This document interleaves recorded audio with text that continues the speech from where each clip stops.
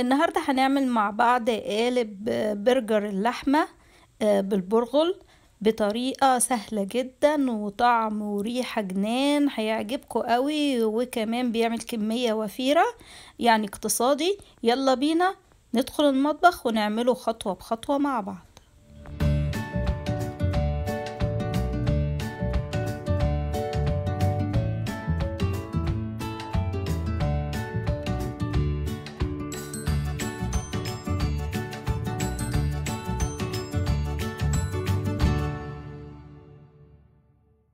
السلام عليكم ورحمة الله وأهلا وسهلا بحضراتكم في مطبخ نوجة العالمي. يا رب تكونوا كويسين وفي أحسن حال. النهاردة هنعمل مع بعض أكلة سريعة وسهلة في الأيام اللي بيبقى ما عندكوش فيها أكل كده تعملوه، فالطريقة دي سهلة قوي. هنعمل مع بعض برجر بس في الصينية وبطريقة مختلفة. المكونات بتاعتي النهاردة هتبقى كيلو الا ربع من اللحمة المفرومة، وعندي بصلة مبشورة، وعندي جزرة مبشورة، وهيبقى عندي نص حزمة من البقدونس متقطعة قطع صغيرة، وطماطمتين مبشورين، وهيبقى عندي نص كوباية من البرغل مغسول، وهيبقى عندي شوية من البهارات. اول حاجة هنعملها ان احنا هنضيف كل المكونات دي على بعض. كل المكونات اللي قلت عليها دي هنضيفها على بعض، وبعدين هنعجنها كويس قوي. وهحط بقى شوية بهارات، عبارة عن شوية كده رشة من القرفة المطحونة، وعندي رشة من الثوم البودر، وعندي رشة من البابريكا، وهيبقى عندي نص معلقة صغيرة من الجنزبيل المطحون، وهيبقى عندي ملح. طبعا الملح بيبقى حسب الرغبة، وهيبقى عندي طبعا فلفل اسود،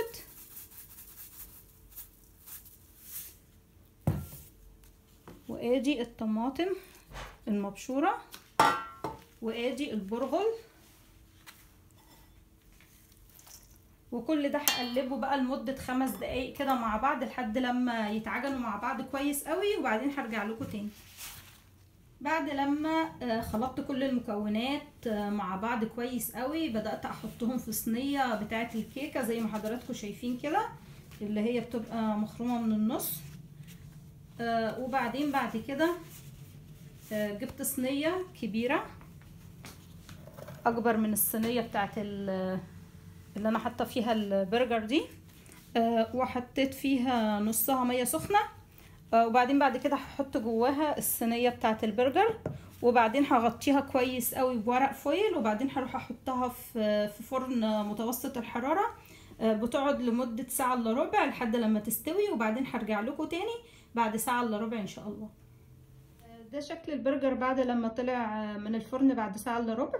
دلوقتي بقى كان في الاول شوية كده من الصوص بتاعه نزل، رميته، وبعدين بعد كده هجيب الصينية اكبر من الصينية اللي فيها البرجر شوية واحطها كده، وبعدين هبتدي اقلب البرجر في الصينية دي.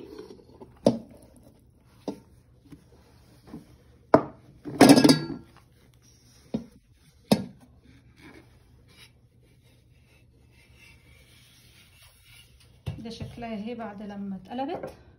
هبتدي بقى اجيب معلقة كبيرة من الصلصة، حطيت عليها كمان شوية من الكاتشب، وحطيت عليها شوية من الملح كده، حاجة بسيطة، وهبتدي ان انا بفرشة كده احطها فوق وش البرجر. عاوزة اقول لكم ان ريحته في منتهى الجمال، هيعجبكم قوي، والطريقة دي سهلة كده عشان يدي كده ريحة. الطماطم دي كده والصلصة هتديها لون وهتديها شكل جميل.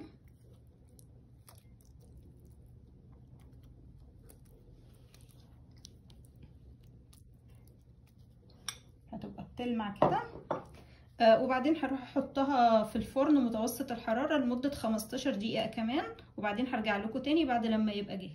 ده كان شكل قالب البرجر اللي عملناه مع بعض بالبرغل. شكله طبعا في منتهى الجمال وطعمه كمان اجمل، ودلوقتي هزينه كده بشوية كمان من البقدونس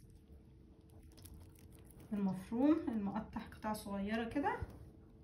اتمنى ان شاء الله ان الطريقة دي تعجبكم وتجربوها، ومستنية حضراتكم تعملوا لايك للفيديو والاشتراك في القناة وتفعيل الجرس علشان يصلكم كل فيديو اعمله، وتتفرجوا على اكتر من 400 فيديو لاكلات سهلة وجديدة وسريعة وكمان من جميع انحاء العالم، من مطبخي مطبخ نوجة للاكل العالمي. والسلام عليكم.